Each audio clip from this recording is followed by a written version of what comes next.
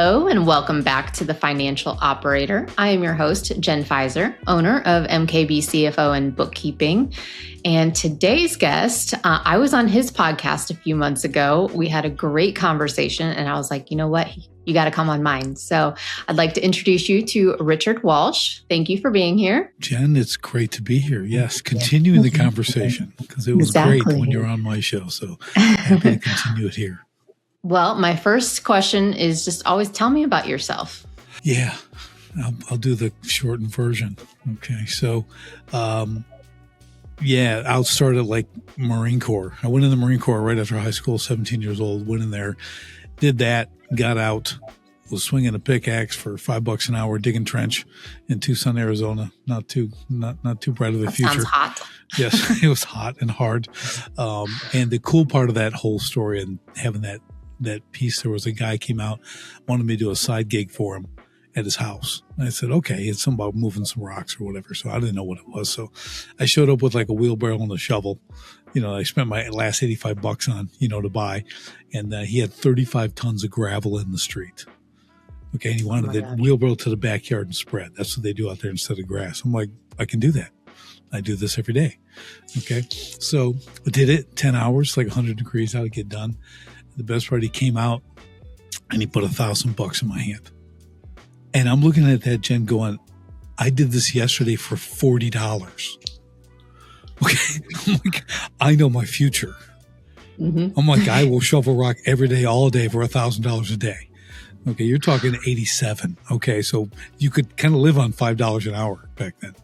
You go to jail if you pay someone that these days. But, and I started a landscape business that became a custom water feature business. I became best in the country. I was doing steel sculpture as well. I started doing that. I started doing world-class exhibits. That was going great for like almost 20 years. And then 0809 came and it told everyone they didn't really need luxury items because no one had any money. Nobody had any Everyone homes. was holding on to their money, right? Yeah, it was. Yeah, so I lost my business. I lost my home. November 5th, 2008, day after the election, I lost $500,000 in that day. And that was the beginning of the cliff, right? Just there was no recovering, right? And I tried to do a lot of dumb things to keep it going, but nothing worked. I lost the business, lost my home. I had a wife and 6 kids, 4 years and younger. Had to figure things out. So Wait, we moved. Tell me the math on that. You got to have some twins in there or something. Yeah, we had 6 kids in 3.5 years. So yeah, there's a whole story. But yes, it's twins and kind of twins and adoptions, and it was kind of wild. Gotcha. All babies, but it was. My boyfriend has one and then twins, like all in 11 months. I thought that was bad. So That's pretty good. We did one newborn through the foster care program, and then my wife did in vitro, and we had our daughter, like basically not even 9 months later. And then day we brought her home, the agency called us and said the mother of D'Angelo, our first, had another baby boy. So, okay, we'll take him. And they brought him over. Then my wife did in vitro, was doing it again. She had twin boys. And then the phone rang again, and then the mother of the other 2 had another baby girl. So in 3.5 years, we had 6 babies. Okay. So it was nuts. But we powered through that. Started over, I went and I had to figure it out doing things. So I ended up opening a gym. I was big on fitness training. I'm a boxer, black belt, all that stuff. So did that. That went really well. Did that for about 5 years. And I opened a construction company as well, so like that, doing roofing, siding, windows. That went really well. Ended up writing a book. Started working with other entrepreneurs. Asked me how I did it. How'd you go from all that to nothing back to something? And I said, well, what are you doing? And they tell me, I'm like, oh, well, that's pretty wrong. Okay. So I'm just speaking from my own failures. I know where you're going. You're going to go to, destruction. So, I started seeing a pattern. Everyone I talked to, they're all doing the same wrong things. So I wrote a book called Escape the Owner Prison, The Contractor's New Way to Scale, Regain Control, and Fast Track Growth While Loving Life. That became a bestseller. I built an academy around that, started coaching businesses, doing that stuff. So that was a lot of fun. Really did well with that. Kept going, and then decided to write another book. I was kind of moving in a new direction. I saw some openings in the manufacturing industry and something I saw a problem with, working with businesses. And I wrote Sharpen the Spear. And that's lead from the front, turning teams into top performers, kind of a personal leadership book. I mentioned I was going to make it a trilogy. Now I work in the manufacturing industry. I help them diagnose what we call command drift. We measure it on the floor, kind of what's really happening. What are they really executing? What does it really look like? Because no one's been able to measure that. And private equity and mergers and acquisitions will combine these companies, but they don't really know what they're getting from an execution standpoint. And they end up losing the companies because of it. And it costs them a lot of money. So the valuations are actually off. So now I've designed a diagnostic that can show exactly what's happening that day on the floor. And I can walk in and show them, and I can show them the ROI that they recover by just closing these gaps, these disparity gaps, just by 10%. And it's millions of dollars. That's where all the profit leaks is on the floor in manufacturing. It's all a lot of little deviations and all this kind of stuff. And I won't go too deep on that. So I wrote a new book. My third one that's just coming out is called The Invisible Layer. It's the hidden structural failure in manufacturing. And that's on all this thing that I've discovered. And I do command infrastructure and we fix it and stuff like that. So yeah, that kind of brings us up to date. That's some fun stuff. Covers the last 40 years or so. Yeah. I've been busy. It's been busy, but it's good. Okay, so I have so many questions or ways that we could go with this conversation, but let's go back to book number 1, because I think you said something, you were seeing business owners doing all of the things wrong. Right. So what were a couple of those things that you were seeing repeatedly happen? Yeah, so it's and I affectionately these days I say, oh, you're all doing the wrong things. I can help you. It's very easy. It's the same things you see. So one of the real thing, the pattern you see is this dependency on the owner. Okay. They're running the business. Now they've got 5 people, 10, 20, 30, 50, whatever. And it's like they have to unlock the door every day, like quite literally for everything to happen. All right. So there's a dependency. Right after that, there's a lack of proper delegation. Now I could just say delegation, but I'm saying proper because there's actually a way to do it and not make things worse. Okay, so that's another thing. That then, and it kind of goes hand in hand. One's actually before the other, but systems and process, they don't have any. No real lanes. And what I mean by that, Jen, is if I'm going to delegate a position to somebody, they need to know how to operate in that position. And I like to break it down simply. They need to know how to win on the day, the week, the month, the quarter, and the year. How do they win? So in their position, how do they come there every day and win? Where's the goalpost? What am I doing in each one of those situations? And they don't have that. That is really missing. Okay, there might even be some systems and they put them in there, but they don't understand what victory looks like, right? Because the owner has not shared the vision, hasn't, described right. That's another big thing. And the next one would be really forecasting and projections because they don't look at their numbers. Yeah. They look at their checking account. Yeah. Okay. They're just checking the balance. Okay. Is there enough money in there or not? Right. Balance going up or down. Decisions are made on what we have in the account, not the P&L, not anything. They don't even know what that is. And this isn't like a knock. I was exactly the same. Why do you think I lost everything? Making money is the easiest thing you can do in business. Okay. I know some people find that a little contradictory, but I'm like, no, it's easy because you're really excited and you love to sell your thing and get money.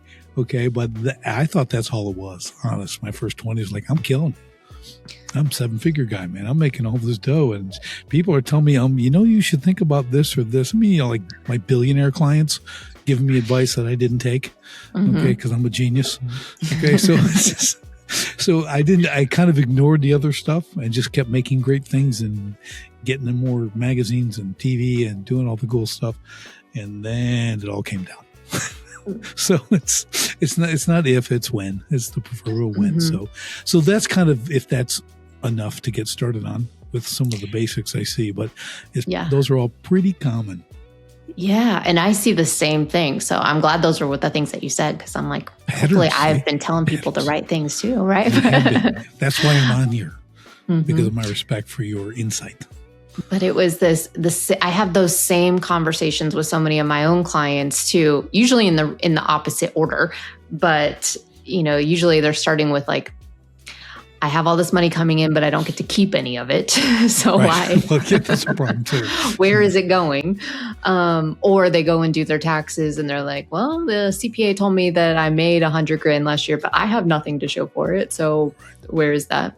So that's usually conversation number one. But then those other things are also such a big part of the conversation too, because like you can only grow so big if you are the one that's holding on to everything so tightly.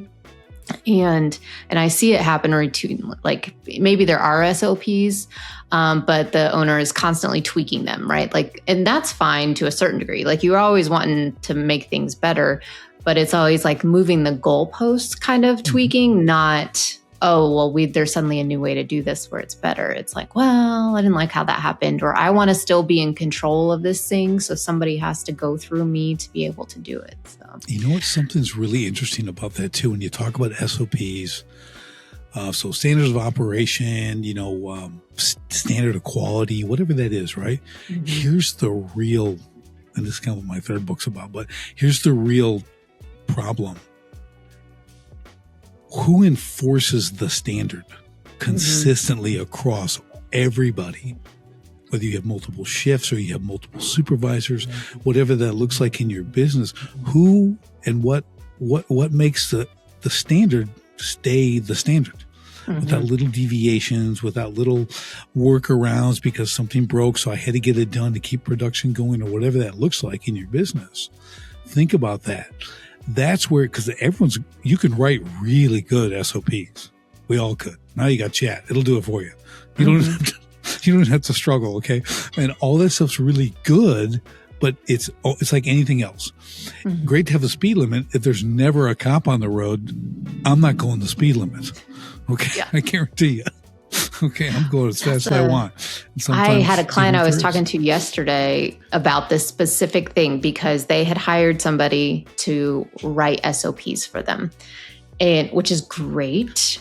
Have your SOPs. But then the SOPs were like, nobody actually in the organization created them. They were just like, here's your book of SOPs. Yeah. And so they just sat over here. Like it was a total waste of money because they were not really all that good. And they were so long that no one would go through this entire, it was like an 80-page SOP. I'm like, most people cannot read 80 pages in a day. They're being paid by the word. Exactly. So I'm like, well, sorry, you're going to have to scrap these because these are way too long, right? Nobody's going to use these. So it's the thing about that, Jen, is like they don't understand, like these are standard operating procedures, but is your business standard? Is what you do and how you do it just like every other corporate Fortune 500 company? Probably not. Okay. I mean, you're not that. So what you do specific things and you have to address these things. You do things continuously and repetitively, right? Like you have to create SOPs around those specific things. Otherwise, again, how do you enforce it? So you can't say you did it wrong when they go, well, what does right mean? Okay, I don't know what right means. So how could I do it wrong? Yeah. Okay. You just told me to figure it out. And I figured it out this way. And that's what people do because you get sharp people who will figure it out, get the workaround, get the thing done. Love those people, right? Then you got the person who doesn't. So they figure it out, I'm air quoting, in a little bit of a different way. Okay. So their workaround is different than this guy's, and neither one of them are yours. Like you have in the book, in the SOP book, or the standards book, here's what it says, but neither one of them does it that way. And that's what we call the command drift, or the drift of that. And eventually it causes the collapse. It takes weeks, months, years, but eventually that stuff causes the big problem down the road. You don't see it initially. It looks like production's getting done. These guys are getting their job done. But that slow drift is what catches everybody off guard. That's like the analogy of like sailing a ship or flying a plane, right? Like for a long time, you think you're headed in the right direction, but those like little 1 degree differentials every day suddenly get you sailing to Africa when you were meant to go to Europe, kind of thing. Yeah, your GPS, your radar, if you will, even old school stuff, it would ping out and come back, ping out and come back. Because nothing can travel in a straight line. You can't ride a bicycle in a straight line. You can't walk in a straight line. No one can. They think they can, but they don't understand how little they're deviating. So you're always course correcting all the time, right? And that's what, with drift, you can't prevent drift either. So think about that. It's not like you'll never have, but you have to be able to discern it early and correct it. You're constantly going to be correcting it. The whole goal is how early can you catch that and correct it. Numbers are the same thing, right? You'd rather have them lose $100 than 100,000 before they figure it out. Okay. And I may or may not be speaking from experience, but I'm just saying, like, if we can detect this stuff early, and that really takes paying attention to it, right? That's why I love personally, like KPIs that are tied to percentages of revenue, because those make it really easy to determine early on. Like if your cost of goods sold is supposed to be 25%, and suddenly it's 25.1, 25.5, 25.9, right? Like those seem like small numbers, but the further you get away from whatever your goal is, the harder it's going to be to come back. So if you can start picking up on that early, is it a pricing issue? Do we need to adjust the pricing for your product? Do you need to figure out a new vendor? Like figuring out all of those things makes it so that you are not just slowly eroding your profit. Or one of the better ones, do we need to raise our prices? Yeah. Because that every tenth that is eroding your profit. If your COGS, your cost of goods sold are 25%, and you said 0.1, 0.3, 0.5, you're eroding your profit because you're all afraid to raise your prices. Yeah. Another huge fear for people. Like most people, we didn't get they're all priced wrong. They're all pricing their stuff wrong. They're way underpriced. I did the same thing. I bought a coffee shop in October of 2019. And then, yeah, I know. COVID hit and, the prices skyrocketed, but I was trying not to pass along the cost to the customer, thinking that it's like, oh, maybe this is temporary. But it was not temporary, right? Like once prices go up, they very rarely come back down. And so for that first year, I lost out. I was covering way more of the cost of all of these items than I should have been, because I should have just, and that's my own thing, right? Like, so I am just as much to blame as anybody. This is how we learn these hard lessons, right? Like, well, I think to your point, like we all need the outside eyes. We need someone who's not emotionally attached to what we're doing to come give us the adjustment, the slap. Like you can't do this. Like this is not. You'll be okay. And then when you show them what price increasing does, and because they're all afraid they're going to lose like all their customers, and the reality is you're going to lose some. And guess what? They're going to be your worst customers. So it's a good thing. But you'll have to lose like 50, 60% of your customers just to get back to your pricing you're at now.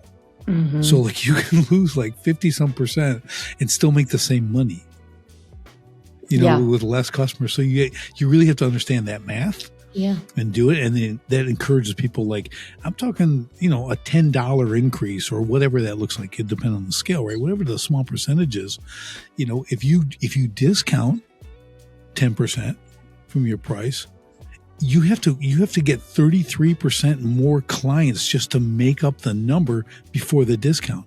And that's only 10%. So discount is another big slap I give people. We don't discount. There's no discounting here. Okay. We can bundle. You can do other cool things. Okay. To track work, but we don't discount. Okay. There's more than just a financial reason too. It just, you devalue your product. So, and that's probably another conversation, but it's important. But when you talk to an owner, they can generally tell you all of the ways that they are better than another company, right? Like they can tell you, we pay attention to detail, or we make sure that, we go back and check things, like whatever it is that they do better than the rest of the industry. But then when it comes to pricing, they're like, well, I just, I felt bad for this person, so I wanted to do this, or, I don't know that we can. It's like they know why they're better, but then they don't want to justify that in their pricing. Yeah, it's what's the word? They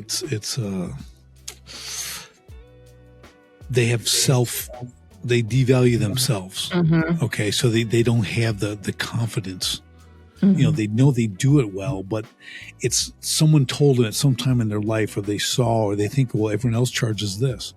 Well, good. If you raise your prices, you're the only person at that price thing. That's awesome. Mm-hmm. No competition. Mm-hmm. And they're like, what? I'm serious. Now you have to attach the value. And it's not just we do this, do that, do that. What is doing those things? How does that make a difference in the life of your customer? It's not that you check this and you do this and no one else does. Like, no one cares. Mm-hmm. Okay. Like, so I can save $500. I can save $1,000. I don't think that's that important because you haven't built the true value of doing those things. So you have to know how to communicate the actual value, the benefit to your customer's life that it's going to provide. Forget about the feature of it. It doesn't matter. Mm-hmm. Describe the benefit of it to their life. Put it in them like this, you'll be, that, right? Once you do that, price is not an option. It's not a concern, I should say. Mm-hmm. I don't buy a car that costs $30,000. And if it was $30,300, I'm not going to buy it. $300, no way. I'm not valuing it at the dollar amount. Mm-hmm. Right? I'm buying it because I look good in it. It looks good in me, and I can impress people. And it goes 0 to 60 in 2.7 seconds. And there's a lot of reasons I'm buying it. Okay. There's a lot of value that's more than the $30,000, far more.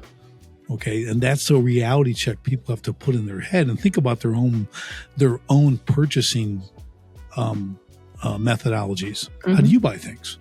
When you go buy this, well, that truck was $75,000. I know. And they go, yeah. I go, what in the world are you spending $75,000 for in a pickup truck? And they'll give you all the reasons. I go, there you go. Okay. You paid $75,000 for that. That 20 years ago, that was a $30,000 truck. Mm-hmm. Okay. So you get it. This is pricing. Okay. You have to, but man, that King Ranch, baby, that's the thing you got. Is platinum on the back. Okay, good. See, that's it. Now take your business and think the same way. Mm-hmm. Be the King Ranch. Be that. I like that. It's going to be a new slogan. Be the King Ranch. I got that from a builder client of mine. Oh, did you? Okay. Yesterday we were actually talking about it. It's really timely, but he was one of the things because he drives a King Ranch. Mm-hmm. He's got, but he used it in home building. He's super high custom, great stuff. But like that's the idea. That he understands this, right? We've been working together for years. Like he's that, no one argues about his price, and he's gone from doing $1 million, $1.5 million homes to $3 and $4 and $5 and $6 million homes now because he knows the value now. Mm-hmm. He took it over from his father and then this, and then we just watch this. Because some of the guys, their work is so good, Jen. I'm like, just step back and look at what you're able to do. Mm-hmm. And you're charging only that. I had a remodeler like that too, kitchen bath. I'm like, his average kitchen price was like $40,000. I think it's $41,000. And I'm like, but the work, I'm like, this is not a $40,000 kitchen. This is way more. So I think it took us about 9 months. Mm-hmm. Okay. I said, get them to do less jobs. Average kitchen price 9 months later, $93,000. Okay. Same kitchen. Okay. $93,000. Okay. A little more margin in there, right? Pretty good. So that's because we understood what we deliver, how we deliver, what the benefit is the people are getting, why they want, the whole package. And then there you go. Mm-hmm. It's not rocket science. It's just understanding the value you're bringing. Now, there's some people who will build a $41,000 kitchen and it's worth $20,000 because they're not good at what they do. You have to be excellent at what you do. That's my caveat. You have to deliver. You got to be great at what you do. You don't just get to be. Don't lie. Don't lie. Don't be schlock, and then want to charge $100,000 for something that should be $15,000. You know, so that's the caveat to that.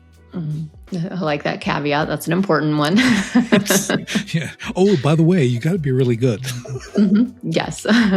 Yeah. Okay. So let's go back to the owner being the one that is unlocking the door. How can they get away from that? You mentioned delegating, but like how do they, I almost feel like it's a psychological thing, right? Like they want to be the one that's doing everything, and then they start delegating, and then it's not. So how? Yeah, it's you know, it's a lot of people I work with, trades guys, where it's literally putting down the hammer, like set it down and walk away. Okay, put the hammer down, walk away. Okay, but what I really do, I have a different exercise, and it's called exit strategy. So what we do, because no one ever does that. You know, especially a lot of my guys, you know, they don't really have a sufficient exit strategy for their business because they think they're going to do it forever and then hand it to their kids. You know, the one that traps them and keeps them there all the time, and they can't get to their kids' games, and they can't do this and they can't do all that. Yeah, their kids want that business. You bet they do. Sure, that's going to be fun for them. I'm sure they can't wait. They're not going to resent it at all. Right. You know, so they don't want anything to do with that. So exit strategy is really simple. It's how long and how much. How long do you want to do this business for, and how much do you want to exit? What do you want to be paid to sell your business, right? So we want to do that. So we go out to that, 10 years, $10 million. Make it really simple. Okay. Now we reverse engineer, right? We got to extrapolate backwards. What does that look like? So what you do there, you learn when to hire the first person, the third person, the ninth person. You understand where you're going to be. You understand exactly where you're going. You're not distracted by other things because you're on mission.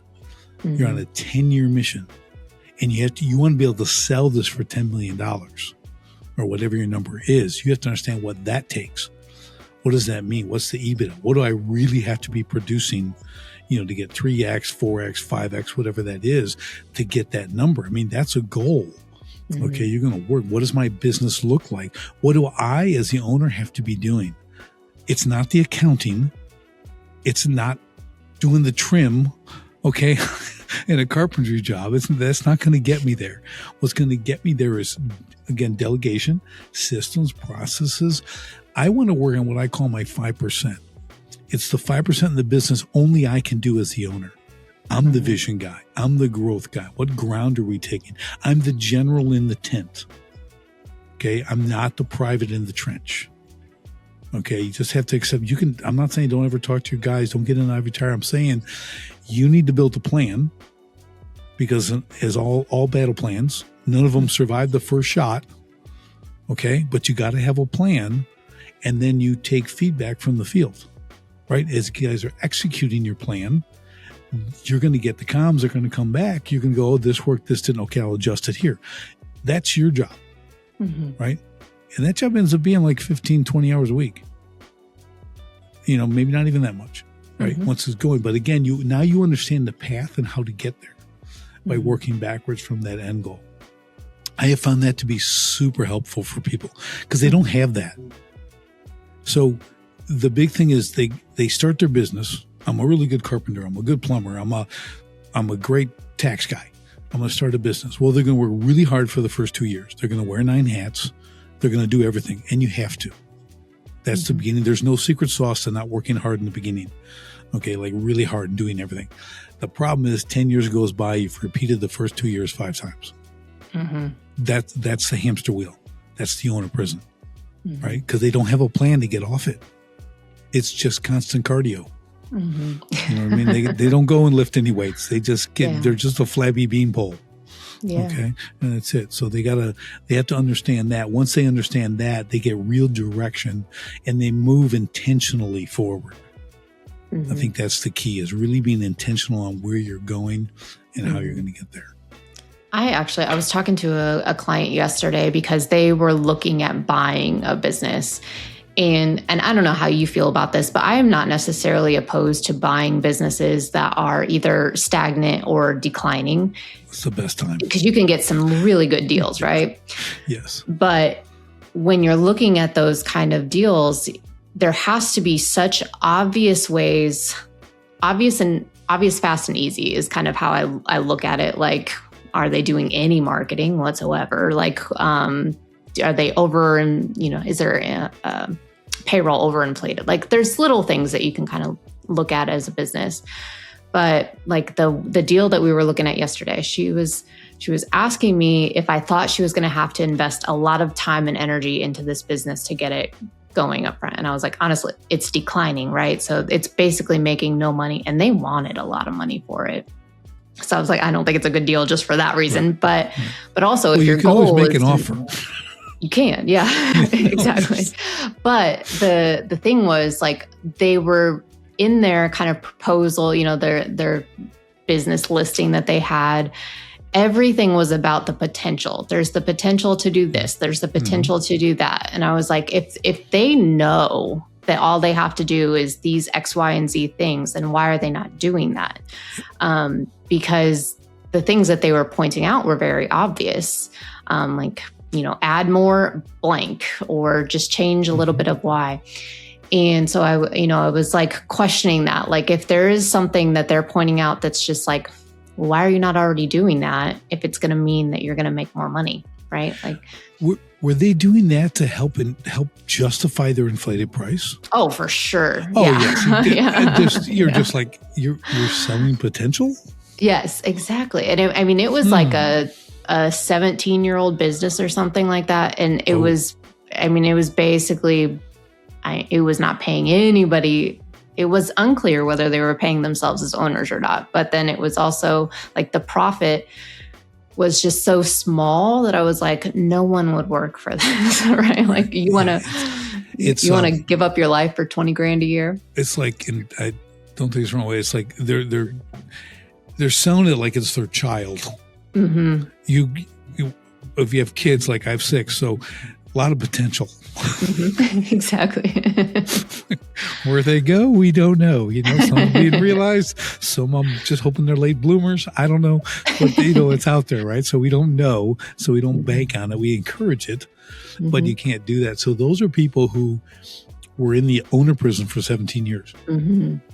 Absolutely. So that's where I was kind of going with that, right? Is like, you get a lot of those people that suddenly they want to sell their business because they want to get out of it, they want to retire, or whatever they want to do. So they have not thought through their plan, like you were suggesting, right? Like, they haven't figured out, if I want to sell this business, maybe I should make it as profitable as possible right now. And then that's it. They haven't built it to sell. Mm-hmm. And there's a book called Built to Sell. Mm-hmm. But the point is, like, here's the thing. If I want to buy a business, I have 2 ways. We talked about one. I want to hit this high one. If I'm kind of a big hitter and I'm looking to gain market share, okay, I want to come in and buy this business. So here's what I want in this case. I want to walk in, see everything's okay. They're asking for $10 million. Great, as an owner. Okay, maybe you get 10, maybe you get 10.5 because you're a good negotiator. They give you a check, you shake their hand, you're out there in, no one knows the business sold. Mm-hmm. That's a well-run business, worth the 10.5. Now, this guy just gained whatever the market territory is, right? Because he's got this business. That's okay. That's fully operational, not a lot of work, can slowly assimilate into his system, right? Mm-hmm. It's all good, but it's working. The other one is to go find these people you just talked about and give them a lowball offer, and say, this is all you're going to get. And understand that. And then you come in and you already have all your systems and processes easily duplicated. And you come in and it's 60 days. And that company's a new company. Operate everything. You look and you get rid of the right people and you hire, others or I should say you get rid of the wrong people because they're wrong for the business. But so you really have to kind of pick what you want to do. And if you have the capability, once, like with one of my clients, we systemized this entire business. We built it all. We gained all this. Now we could go buy another business that's not even, it's in the same industry, but it's not like not another house. Now it's an installation company because he sees the potential. It's operating. He came in at a great deal, became 100% profitable in less than a year. Okay. Put in the systems, got to be able, like, that's what you want to do, but you have to know what you can do when you get in that business, like you're saying. If they're telling you all the potential, just offer them like 20 grand and walk out the door. Okay. Yeah. because they're smoking something, and you just got to really good too. You got to know that. But here's another great thing about what you did with your client is this should be like a yearly exercise. Mm-hmm. You should go business shopping. You should go look and see what those businesses are doing, what they're charging, why they're charging that. Are they doing something I don't do? Mm-hmm. Well, for a good reason, not the bad reasons. But you can go look at it, then you start to really get an eye for value, and you're learning what other businesses are doing. I don't mean you're spying. What I mean is you're like, okay, now you go, well, okay, this guy wants like 1.5 million for this business. Wow, but I get it. Mm-hmm. They've got now you have a reference point. Mm-hmm. Now you know what a good business at 1.5 million looks like. Yeah. But then you can see the bad one going, well, if I'm not in a hurry, I can give them a low ball offer because they're going to come to realization. I don't even know if they had a broker trying to work this deal. They probably did. That's why they're trying to charge so much. I don't know. But eventually they're going to come to realization. They're going to negotiate. And you said 25, and eventually it might be a year and a half later. They're going to figure out they're going to end up at 35. Mm-hmm. Okay, you're going to get it for 35 grand. They were asking for 1.3 million, right? And you're like, 35 grand. Mm-hmm. I saw a guy, roofing company, had 6,000 customers on his email list. Okay. Been in business, I think 10, 13 years, was looking to sell the business. I think he wanted 300 grand for the business only. Mm-hmm. Okay. So I'm looking at that like, okay, but I was looking at like, well, why 300? Why not 6,000 customer email list? Like that's an ATM. Mm-hmm. Okay. If you've got a good, strong customer list like that, 6,000 plus who have bought from you, like that's an ATM if you know what you're doing. Right. Mm-hmm. So I'm looking at that, and then I think it ended up selling for like $65,000. Okay. Because some businesses, it's all about potential. Mm-hmm. Like you have to go sell roofs. You have to go sell homes. You have to do this. What's the track record? Now, and I think when you dove in deeper with your thing, okay, he has 6,000 customers. He doesn't maintain contact with them. It's a dead list. Mm-hmm. If you all 6,000, you send an email blast out, you get like 2 responses. Mm-hmm. Okay, because who are you? Oh yeah, that's right. You did my roof. You know what I mean? Because you haven't done the work. Now, if I was going in and I got that business for 65,000, I'll take that list and I will create a nurture campaign, slowly introduce ourselves and just drop it in there. And here's what we do. And just over time, there's value in that list still. Not for them selling it, but for me having it. Mm-hmm. Right. So you can look at it with different eyes. Same thing when your friend when she was in the business, you're looking at it, what are you actually looking for? Right. You have to, if you know the upsides, you know what you can do with a play. It's a whole different eyeball. You have different eyes on the business, but if they're telling you all the things they can do, that's a whole different story. Right. It's a different mindset there. Now they can be totally right, but they didn't do it. So they wouldn't have been better off. But I was going to say, you said it right. They're trying to sell on potential. Mm-hmm. It doesn't work. Mm-hmm. Okay. Now, if I'm a startup business and I got this incredible idea and so it's laid out everything else, then you're looking for seed round and different phases of investment. That's different because that's there. But 17 years, if I'm working on an idea for 17 years and all of a sudden I want to do it, I'm probably not going to get a lot of investment. Okay. You know what I think is interesting here, though, is that, so I personally look at business listings all the time, like just something that I enjoy doing. It's a good exercise. Yeah, it is. But there's a lot of information that you can pull from those because there is a lot of things that people will put in business listings that will give you good ideas for your business. You don't even have to be wanting to buy that business, right?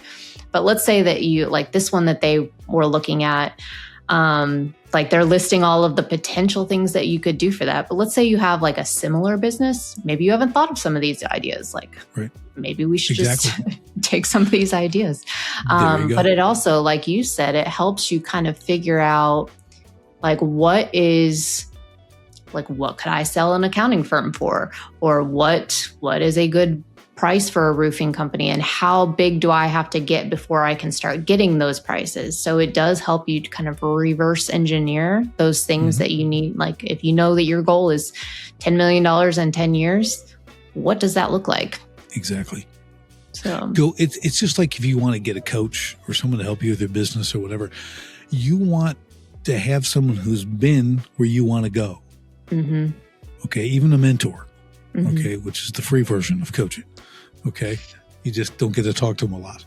Okay. So, but they've been there. So like with this woman in particular, like you're seeing this potential and you didn't know it, or you know it, you've done it, right? As a business already, I've done these 5 things, didn't do the 6th thing. I could add that, but you have to have proof. You have to have run it. You have to get a little punch in the face once in a while, lose some money, do that whole thing, figure it out to know if it's even valid from a potential pitch. Right? So if you can get to the people who have been there already, they can tell you, yeah, that it sounds good on paper. It does not work. Yeah. I get a lot of that. I do a lot of private equity sector and stuff like that. A lot of that.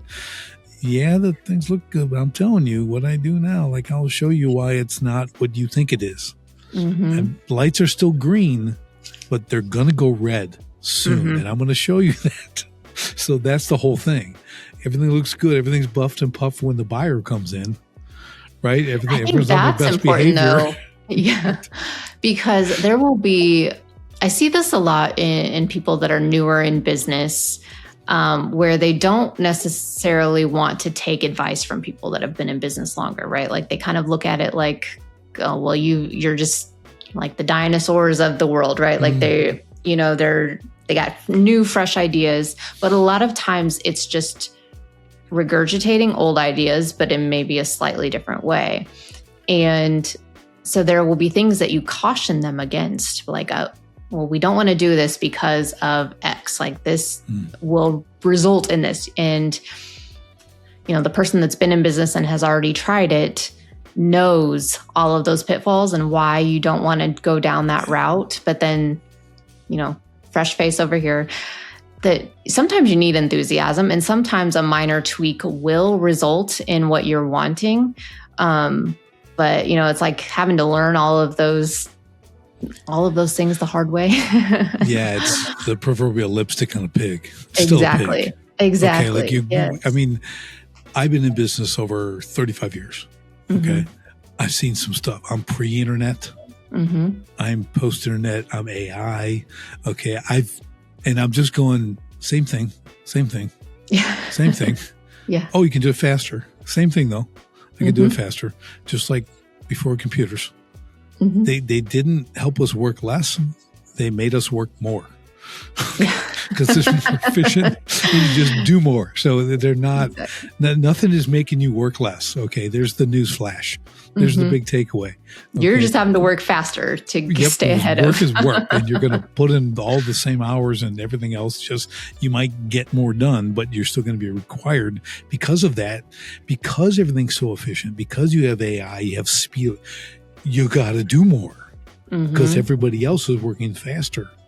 The playing field is changing. When the big companies are now being leveled with the smaller companies because of what they're able to do with technology and AI agents and everything else. So it's a whole, they need to be scared. The big Well, and honestly, the corporate structure, because there are so many different, chains of command that things have to go through, it can take much longer for corporations, big corporations, to adjust to these things than it can the small guy, right? Like, so you actually have an edge against some of these bigger corporations. Yeah, being flexible, being able to pivot, being able to really be agile in the marketplace, that is a significant advantage. And I can tie it all different ways. Was it the Athenians? When they were going against Persia, Back we're talking the 300, right? Thermopylae and all that kind of stuff. They had these small boats against these giant ships, and they just ramming them because they can turn, they can sink them. They're ramming them. They're nothing. They detained the world's largest army at the time in Navy, sinking their ship, doing the whole thing because they're just light maneuverable. I like to tie things with violence, but it's really cool, and we learned that. And business is no different. It's still a battlefield, and you need to maintain that agility. Big ships are hard to turn around. And you got all these different people, and it has to go through 3 different comms to get it instead of you making a decision and making the move. Now you have to be decisive in these areas. A lot of people struggle with that, but I think you're right. We have to understand where we're at on the board. Like, who are we? What do we do? What are we capable of that they're not? Like, that's what you have to look at. What can they not do that we can do? And then how do we leverage that for our own benefit? Because I think one of the big deceptions is you're basing everything on your revenue. Okay. And it's like, we have to get to why. If you can make, again, you're light, you're agile, you can pivot, there's Coca-Cola, it's like 0.5% margin they work on. Can you imagine 0.5% margin and you're still making a ton of money? Okay. That's an organization. But my point being, what if you're, a fraction of that? You're at RNP, real net profit, at like 26%. Like, literally, like looking at a pile, 26% of all your revenue just sitting there on the table with nowhere to go. Like, that's a good thing. Yeah. Okay. That's where we want to be, right? That's way better than having, 700 employees. I did that with 9. So like we want to look at it that way, right? So it's a very different way of thinking, and going back to the numbers aspect, right? Understanding what you're keeping, beyond revenue, because we always say it, right? Revenue feeds the ego, profit feeds the family, right? That's how you have to think. You need to get that seared in your brain and understand it's about what I keep, not what I make. Absolutely. And that's I know businesses that make way more than people, their whole revenue. They're keeping more than their entire, these other guys, which is a 10x revenue. It's like, but you don't keep anything.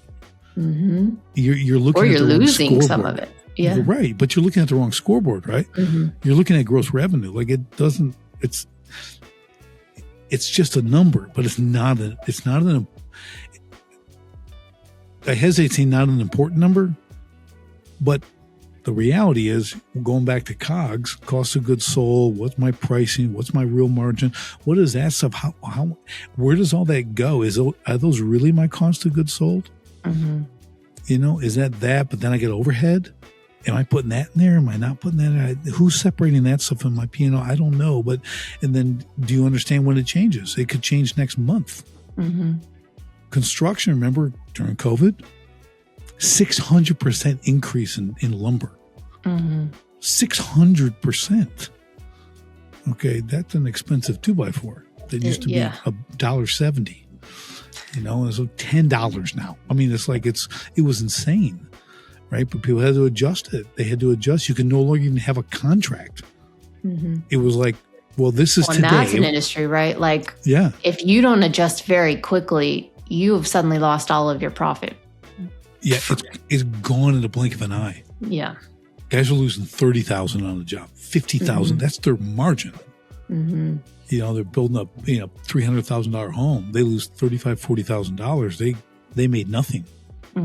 They just built a gift for someone. Okay. And I will tell you, know this as well, right? Like, your business, if you're not making any profit, even if you're paying all your bills, if you're not making any profit, you cannot stay in business for very long, right?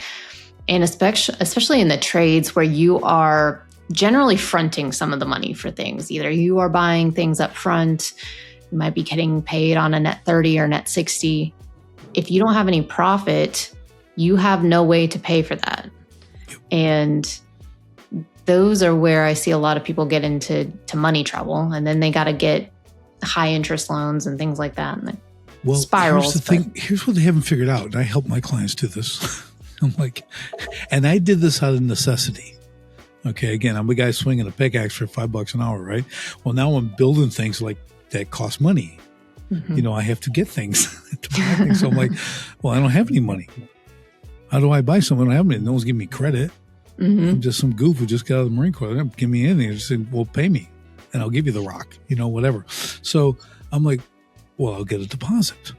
And my deposit will at least cover all my materials, okay? And the most rudimentary sense, right? So it's $1,000. I need $500 in materials. So I have them pay me $500. I get the balance when I finish the job. I go pay for my materials. The only thing at risk now is the people not paying me, right? I get done, I do a good job, but they pay me, and there we go. So now I got that back. Let me do it again. So expanding on that, it's say you're building a home. So there's draws, right? Every month you're getting a draw because, it's a $800,000 house, $2 million house.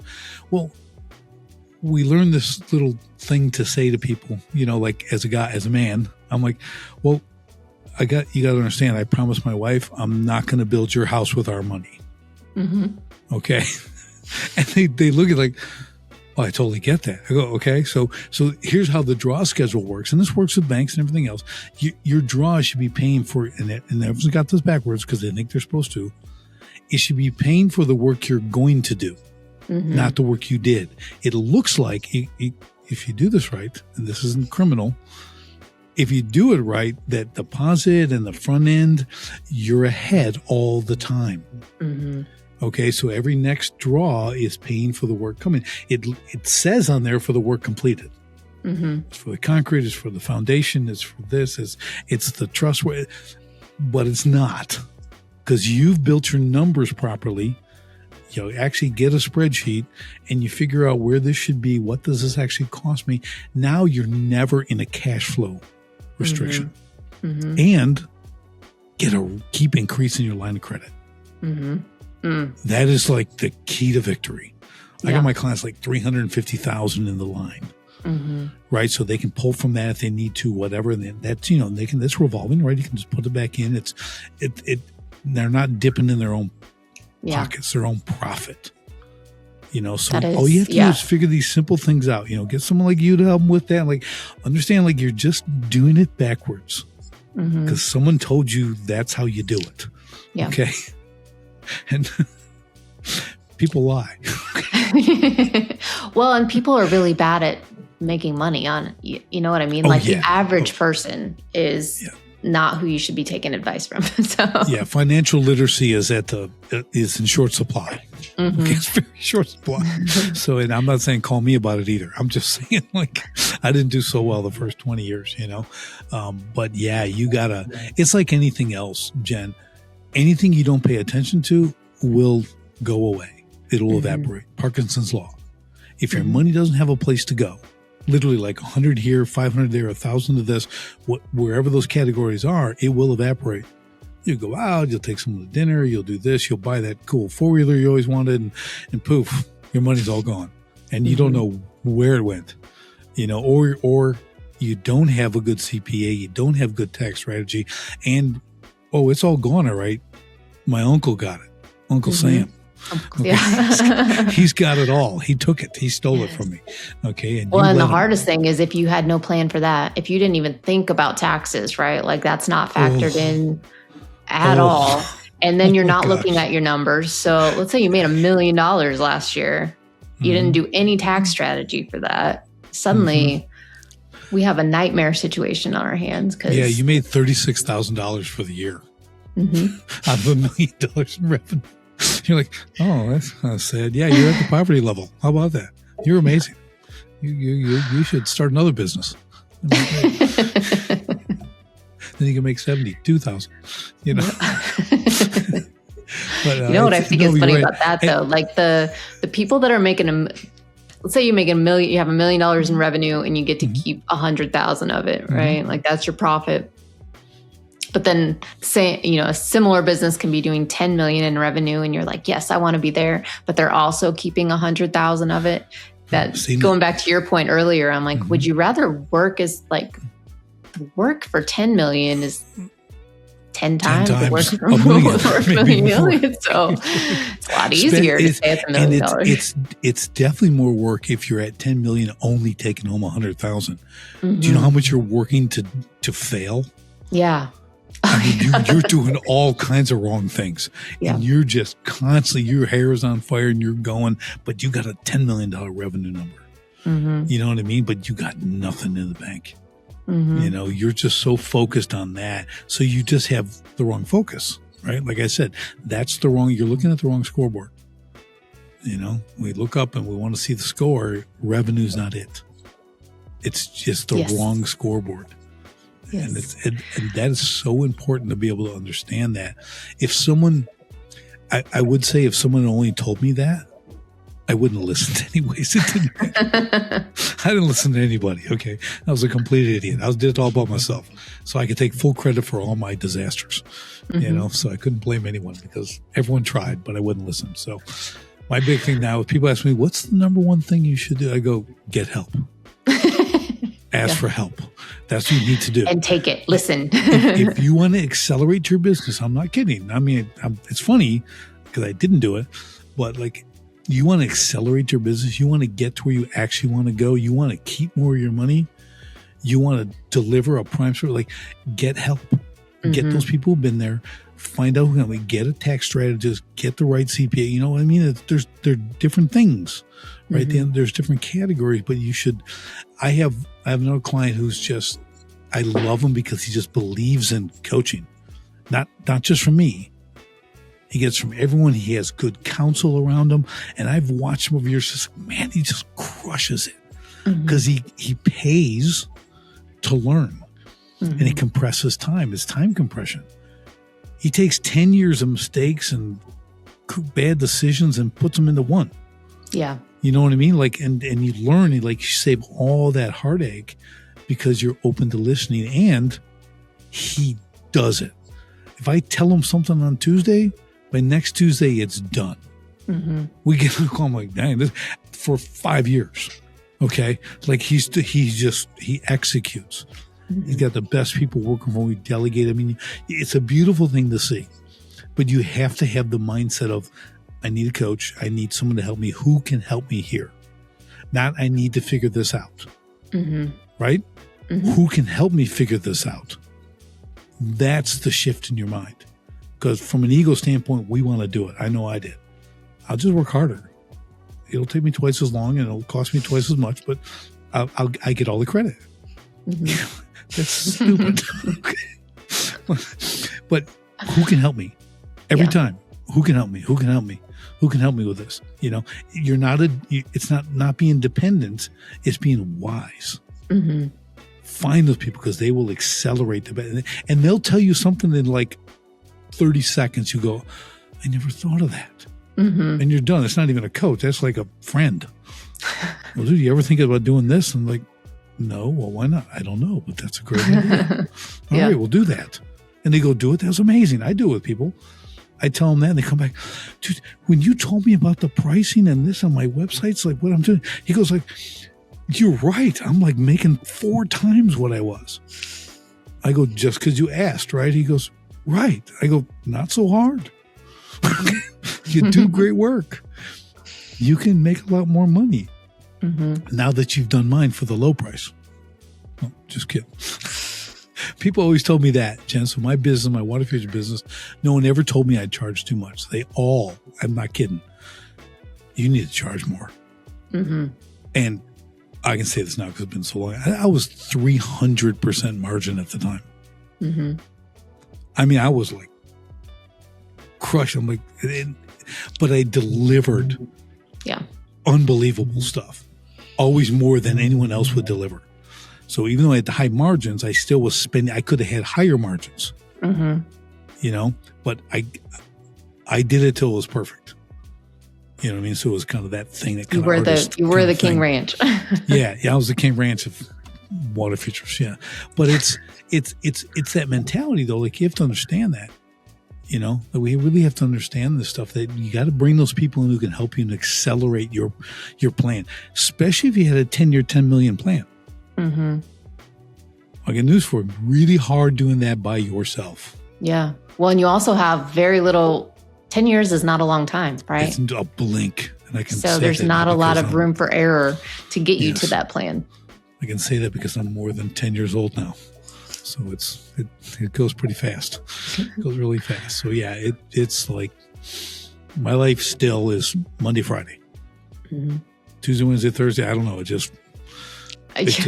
stuff. But it's already Friday. But Monday's my favorite day because I get to do more. Well, Richard, if somebody wanted to work with you, do you take coaching clients? Yes. Do you take specific coaching clients? I'm selective. Mm-hmm. Okay, because what I do in the manufacturing industry and everything else is a different thing. But the right client, I'll talk to anybody. Don't get me wrong. Mm-hmm. It's like I don't, but they have to be in a certain position. They need the mindset. Yeah. Okay. Because there's an old saying I use a lot. I go, you can't motivate the unmotivated. Okay. Like the only people who go to motivational stuff are motivated people. Mm-hmm. It's like people who eat healthy food are healthy. Yeah. Okay. They're not unhealthy. So they want more energy. Okay. They have lots of energy, but they want more energy. So they'll do that. Right. So same thing in business. If you are really focused and you want to get to certain levels and you have an idea where you want to go and you are committed to doing what you're told, because I've had this even recently, like, you didn't help me at all. Like, oh, okay, well, let's take a quick look at what we've done the last 7 months. No, wait, you didn't do anything. Mm-hmm. Everything I told you, you never did. Everything.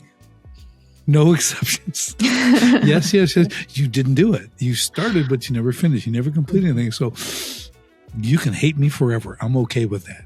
Mm-hmm. But you got to take action. Mm-hmm. You got to do that. So yeah. But I love it.